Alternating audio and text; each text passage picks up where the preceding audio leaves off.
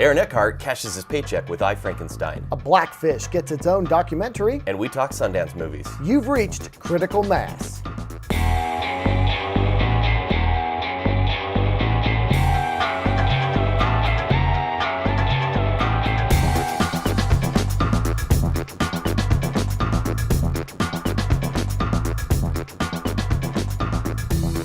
Hello and welcome to Critical Mass. I'm Kent Dunn from ShowtimeShowdown.com. And I'm Rich Bonaducci with TheRealPlace.com. And once again, we're coming to you from Art House Cinema 502 on historic 25th Street in lovely downtown Ogden, Utah. Yeah, make sure to check out their website and also like their Facebook page. And also support local cinema whenever possible. Now, speaking of local cinema, we are going to talk about some bigger stuff later. Yeah. Frankenstein and Blackfish, both of which are getting a little bit of press right now, both good and bad. Yeah. But first, let's talk about Sundance. Yeah. Now, yes, that's true. You know, You look great, by the way. I already feel a little more intellectual. Do you? Yes. Well, let's talk about Sundance films now for a little bit. Films, yes. Yeah, indeed. These are on vinyl, aren't they, these films? Tell us a little bit what Jesse Eisenberg is doing these days. You know, this movie is very hard to explain. You have Jesse Eisenberg. Try. Yeah. I'll try. Okay. I mean, Sundance, it's always a mixed bag. So Jesse Eisenberg plays this really submissive guy living his life. He's going to be a lifer at his job. And his job sucks. Indeed. Falls in love with a girl. One day, he mysteriously sees himself, his doppelganger. Except for his doppelganger is better at everything than Jesse Eisenberg. Right. Jesse Eisenberg becomes obsessed and, kind of goes nuts. Hilarity ensues. Hilarity ensues. Let's take a look. It's a Sundance film. Yes. Is anyone eating pudding or anything? Yeah, oh yeah. Okay. Cowboys. Let's take a look at a little bit of The Double. Don't you mind people grinning in your face? Don't mind people grinning in your face. I said, bear this in mind, a true friend is hard to find.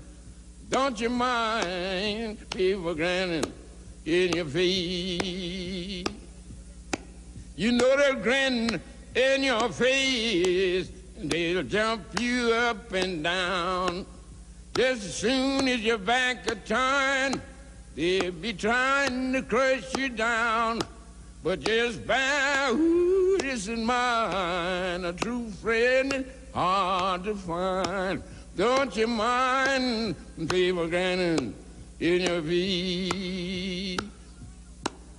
Don't mind people grinning in your face.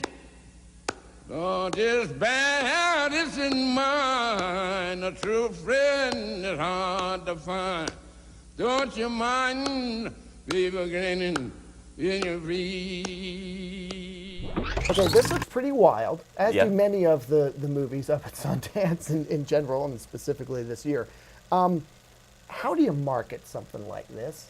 It's almost impossible. Because you really can't sell it except for, especially this movie, to a cult audience. Okay, so just to give you some setup, Richard Iowati, I hope I said that right, who's in the IT crowd, which a lot of nerds have seen. And Yeah. He plays very sitcom character, one note, very funny. He's directed some weird movies. For example, he did Submarine a couple years ago, dark comedy. And then this movie, which is almost not a comedy. I mean, it's funny, but it's more funny uncomfortable. Basically, Jesse Eisenberg works in this place, lives in this apartment building. Everything seems underground. Everything's muted, especially the sounds. Like, Okay. it could go silent for a long time, and then he'll turn on a water faucet, and it sounds like a raging river. And you're sitting there going, this is artsy. Interesting choice, I guess. He does a good job. I mean, he's very submissive in this. You have Mia Wasikowska, I guess, from, like Alice in Wonderland. Apologies, Mia, if that isn't right. Because she's watching. Yeah, she is. Yeah. Oh, good. Yeah. And so they kind of live this really humdrum life. The double comes in and just takes his life by storm and ruins his life, essentially. It's based on a Dostoevsky story, and it makes sense. It just feels dark. It feels like this movie was almost made in the early 1900s. Okay, so I think it got picked up Okay. So when it comes down the mountain, so to speak, what do Yeah. you think it will be rated? It will be rated R. There are about 6 to 7, F-bombs. Okay. Yeah, and I think it will be popular in England, where, the director is from. Here, I don't know if it's that marketable. It's one of those movies, honestly, to equate it to anything, it would be Terry Gilliam's Brazil. Oh, wow. It seems like it was like they took the set of Brazil, filmed this movie. It's like the stepsister of Brazil. If that gives you any inclination to what it's like. Weird. Weird. Weird and good. Weird and good, yeah. So what rating would you give something that weird and good? I would give it a B-. It has grown on me, but still B-. And now another one I've only seen the trailer for, but it looks equally wild. It is. With Michael Fassbender, Yeah. called Frank. But not really Michael Fassbender. Because He's covered the he's whole wearing time. a paper-mache mask. Right. He's not the lead character, but he is the most dynamic character in the movie. Even under the mask. Yeah, even under the mask. It stars Domhnall Gleeson from About Time, and he just plays this guy who wants to write music. He basically ends up as the keyboardist for this strange band called the Soranamfers. Basically, an unpronounceable name. They're so hipster. And Maggie Gyllenhaal's in the band, and Michael Fassbender as Frank. And mayhem ensues. They go to a retreat, and it just gets a little weird. It's kind of like that he has a cultish following of Yeah. people who want to be like him and Yep. learn how to harness And the they're not a nature great of band. music and Yeah. just learn from Frank. Yeah, so let's take a look at Frank. Frank wants us to start everything from scratch. Color coding. He's created an entirely new musical notation system. Universe like a creamy little galaxy. We've designed our own instruments. Ça peut partir par les pieds. On a du pied, etc. Oh putain, il est... He has initiated a strict regime of physical exercise. Fortunately, we have a safe word for when things get too intense. Chinchilla. It's incredible. Frank finds inspiration in everything. I find this inspiring. How does he do this? If I'm to grow as an artist, I must see as he sees. We could make an entire album on this one sound. I dedicate myself to learning his secret, and I will not let anybody get in my way, however desperately they may try. Somebody's thinking of the KFC. It's me! Keep going! Keep going! I am more convinced than ever that this band, whether they realize it or not, could achieve greatness, and I will work to take my place at its very heart. I will show them what I am capable of. I will show them. Now this looks like another one that will be tough to market. Yeah. It'll be easier than the double, but it has Michael Fassbender in one of the leads. There so, you go. I mean, Maggie that's, Gyllenhaal. that's Yeah, it's sold gonna- right there. I right. mean, great actors. But really, it's about an independent band, and and it's kind of a musical in a way. Uh-oh. So it's going to be for the hipster crowd, the older crowd I saw it with at Sundance. I don't know if they were into it, but I could really get into it. Really? You would... I kind of think that people who are going to Sundance are a little more open-minded, Yeah. getting ready to watch something Yeah. that is a little bit off-kilter. Yeah. A little bit not mainstream. And yet they didn't respond? No, I mean, there were a couple walkouts. Oh. Yeah, and I think a movie's not good unless it has a few walkouts, because that's Sundance. Okay. But this movie. Well, then I, Frankenstein is awesome. But what exactly right? But what movie has Michael Fassbender under a mask nearly the Yeah. entire time? When you have him, you should be showing him. Yeah. Yeah. But it's really good. It's a little bit about mental illness. It's about music. It's about this band that doesn't want to become famous but kind of does, and it works. It's actually very funny. There's a lull in the middle for a while, but the music is great. Domhnall Gleeson is great. Michael just hang on a Fassbender is second. great. Yeah, just get there. Are you ready? Okay. So, this Hello? movie this movie would be rated thanks, R babe. Yeah. for I'll just talk to these guys. For a sex scene, it's got F words as well. Some violence. It will be rated R. As far as my rating goes, I'm giving Frank a B+. So let's continue with the Sundance theme with Cold in July starring Dexter. Okay, so first of all, we have Michael C. Hall, who plays Dexter, right? It's what everyone knows him as. It will actually be kind of hard for him to shake the role. Sure. It's really hard for me to look at you like this, but I'm going to roll with it. Like what? Hey, nothing.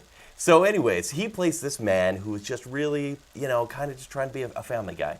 One night, a home invader comes in. I know, you sound so interested. And home invader comes in, and he kills him. He shoots him.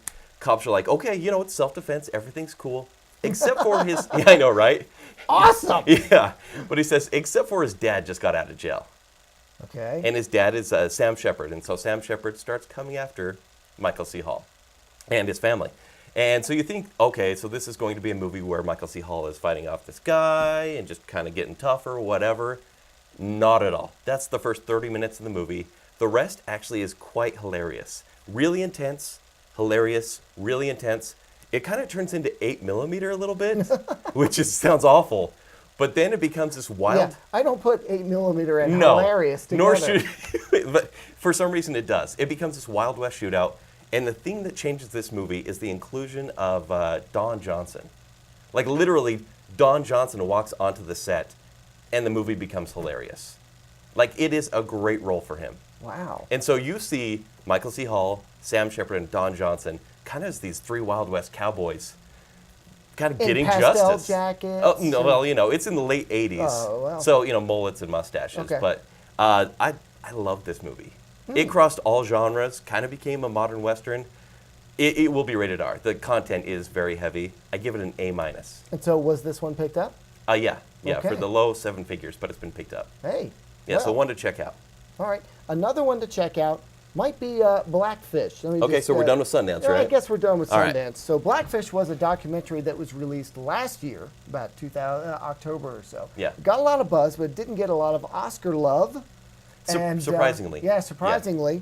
And it's a pretty moving documentary. It is. I mean, it's making the case that, orcas and killer whales, basically anything at SeaWorld should not be kept in captivity. And it does so by interviewing ex-employees of SeaWorld and an earlier version of that called Sealand. Yeah. And it follows basically the life cycle of one killer whale, Tilikum.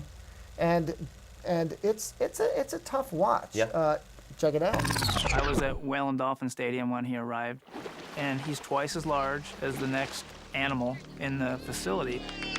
Yeah, he's right at about 12,000 pounds. That's incredible. He looks fantastic. When Tilikum arrived at SeaWorld, he was attacked viciously, repeatedly by Katina and others. In the wild, it's a very matriarchal society. Male whales are kept at the perimeter. In captivity, the animals are squeezed into very close proximity. Tilikum, the poor guy is so large, he couldn't get away because he just is not as mobile relative to the smaller and more agile females. And where was he going to run? There's no place to run. I think he spent a lot of time in isolation. And SeaWorld claims that, oh no, he's always in with the females. But I mean, from what I saw, he was mostly put with the females for breeding purposes, and he didn't spend a lot of time, with the other whales. It's for his own protection. He gets beat up, and so by segregating him, it provides a physical barrier so the females can't kick his butt. So I don't know about you, but when I was a kid, I liked going to SeaWorld. It was very cool to see these pretty grand shows. After watching this documentary, I feel guilty for everything I've ever done. I mean, do you feel the same? Yeah, it's one of those. It's similar to The Cove. Yeah. Wherein I love to see dolphins and stuff, but not if that's how you get to see them, it isn't worth it. No, it's not at all. Yeah. And honestly, I mean, it makes a great case for, kind of an anti-captivity thing with orcas. Yeah. I mean, because really in the way they treat them, where they put them at night is just, it's awful. Now, I have read some complaints about it, Okay. and they're legitimate, but I don't think it undermines the story at all. For instance, they don't have footage for everything they want to show. Yeah. Although they do have some pretty interesting footage now and again. Surveillance footage from underneath the pools. Yeah.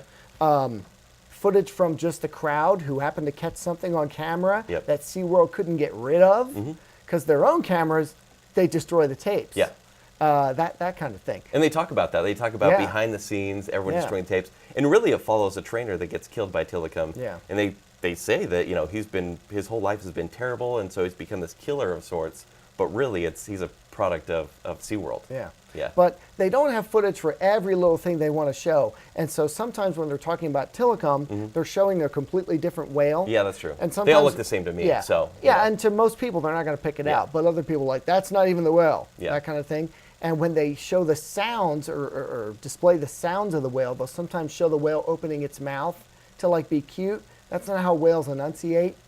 That kind of thing. Oh, I didn't know. But Yeah. but I think that isn't the message. Yeah. The message is these whales are like groups, they're families, they live out in the wild. They have never harmed a human in the wild ever. Yeah. And now this one has killed 3 people. Yeah. And we keep them so we can breed them because you want to breed the aggressive ones. Yeah, I guess so. Yeah. Yeah. All right. So yeah, it's PG-13, and I give this movie a B. Yeah, I give it a B+. I think it's done really well. What I was glad about was it is moving, but it's not like they don't do a lot of shock value. Yeah. You know, I mean, they show you what it is.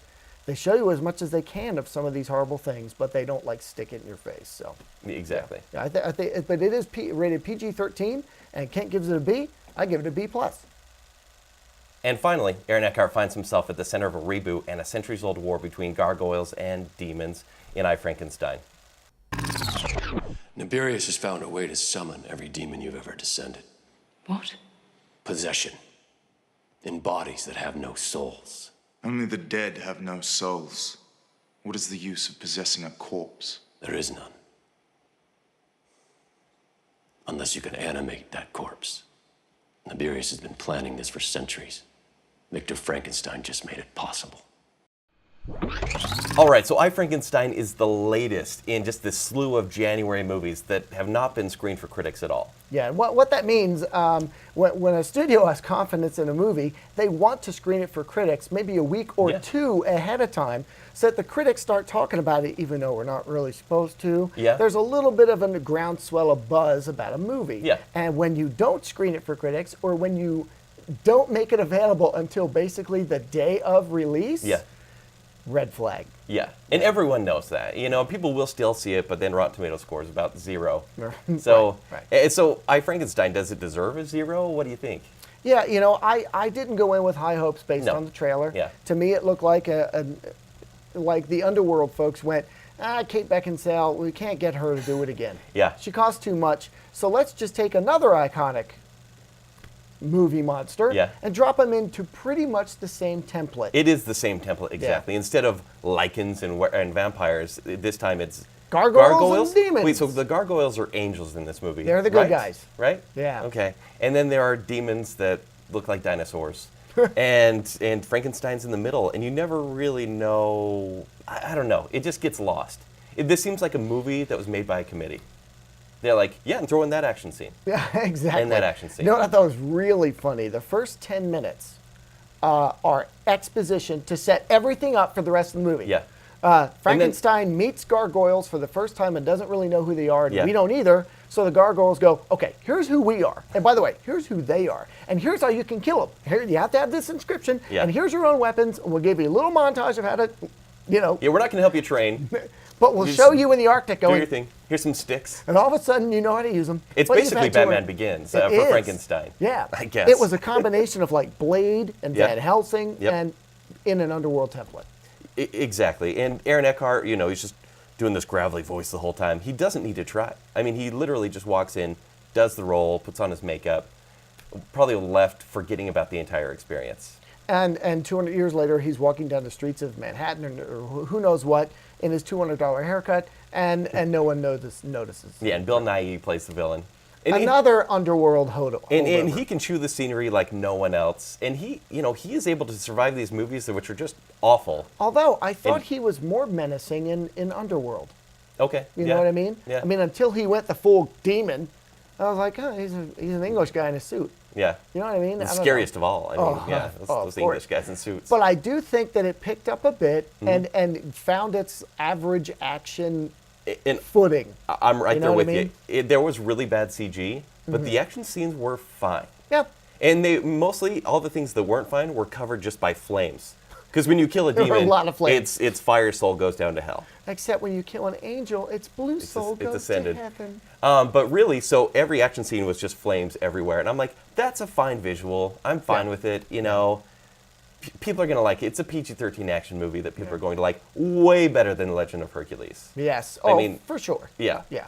And I did think another thing that brought it down was the dialogue. Yeah. Like, I could write in my head every line they said before they said it. Yeah. And they put a lot of them in the trailer. You know, God will damn you this day. He already has. This ends tonight. You know, those kinds of things. I'm like, wow. And you gotta Those love are it in when the movie ends with, I, Frankenstein. I will do this. Yeah. I will do that. I, Frankenstein. It's based off a graphic novel, so it's supposed to be a little tongue-in-cheek. There's no humor about Although that yeah. last part super reminds me of Blade as Yeah. well. And it was kind of a noir with gargoyles and demons in a way, Yeah. except it kind of sucked. Yeah. I don't know, what would you give? But it set itself up for a sequel. Like, it thinks it has what it takes to Underworld be a has 3 franchise. sequels, so Yes. it's possible. Yeah, 3 or 4. Yeah. Yep. Yeah, one without Kate. Yeah. Yeah. So I was surprised. I didn't think it was awesome, but I didn't think it was as terrible as I thought it was. I wasn't from the insulted trailer. at all. Yeah, I thought it was a pretty standard, like, you know, horror action flick. Yeah. There was nothing new. No, not You at know, all. not like I went, oh, wow, now that's groundbreaking. It was pretty much, no, that's Underworld. But, you know, Yeah. Underworld was okay for what it was, too. I give it Yeah. a C. I You know it gave was it a a C? pretty for average action flick. I didn't Okay. think it was horrible, but I didn't think it was wonderful. I'm also giving it a C. And I hate to say it, because I want to give it a D, but it deserves a C. Yeah, well, there you go. So we both gave it a C, and it is rated PG-13. Now be sure to follow us on all manner of social media and check out our next show when we go over that awkward moment. And we're also going to be talking about Labor Day with Kate Winslet and Josh Brolin. As well as 2 indie films, God Loves Uganda and The Best Offer. We might even make some time for Mitt. We should maybe make some time for it, all things considered. He needs some kindness, I think. Yeah. I'm Rich Bonaducci with TheRealPlace.com. And I'm Kent Dunn with ShowtimeShowdown.com. And remember, it's not cynical. It's just critical. I thought Frankenstein was actually better